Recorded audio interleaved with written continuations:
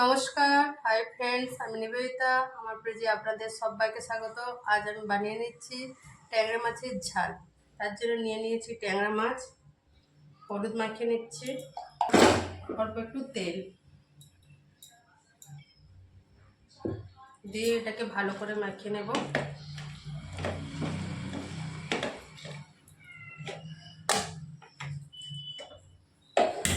Gas জ্বালিয়ে দিয়েছি, বসিয়ে দিলাম তেলের কড়াই।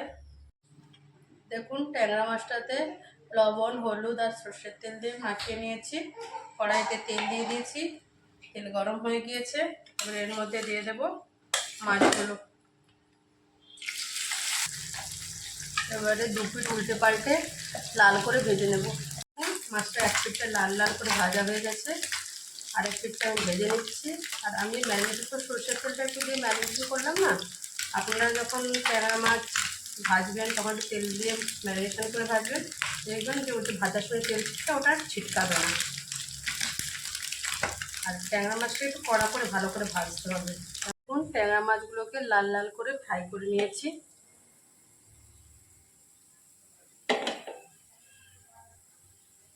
দেখুন, কড়াইতে তেল দিয়ে দিয়েছি, মাছ ভাজার তেলটা।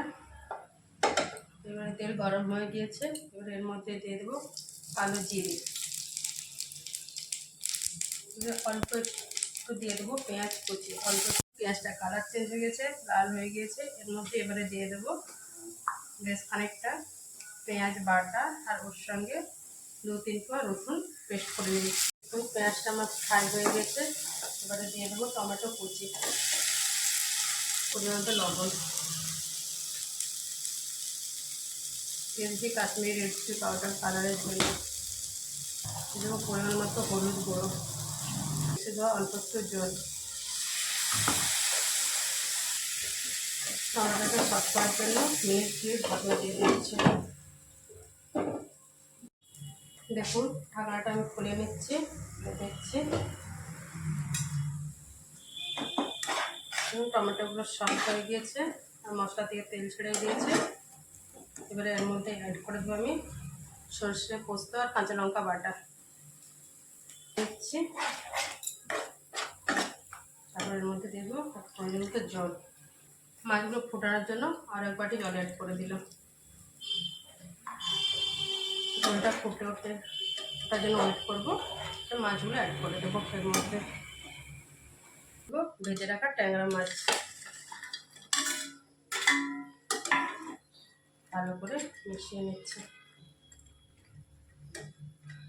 মিশিয়ে নিলাম, মিনিট 2 ফুটে দেবো ঢাকনা দিয়ে। আর ঢাকনা খুলে অ্যাড করে দেবো 2 কাঁচা লঙ্কা। এখন ঢাকনাটা খুলে নিচ্ছে, কি সুন্দরভাবে ফুটে গিয়েছে। মিশিয়ে নিলাম। এবারে উপর থেকে দিয়ে দেবো বেশ খানিকটা ধনেপাতা কুচি। এটা আমার হয়ে গিয়েছে, এবার গ্যাসটা আমি বন্ধ করে দিলাম আর এটা ঢাকনা দিয়ে দিলাম। স্ট্যান্ডিং টাইমের জন্য 2 মিনিট রেখে দিলাম। আমার ট্যাংরা মাছের সর্ষে পোস্ত দিয়ে ঝাল রেডি হয়ে গিয়েছে। এইভাবে বাড়িতে বানান, খেয়ে দেখুন। ভালো লাগলে অবশ্যই লাইক আর কমেন্ট করবেন আর ফলো করে দেবেন।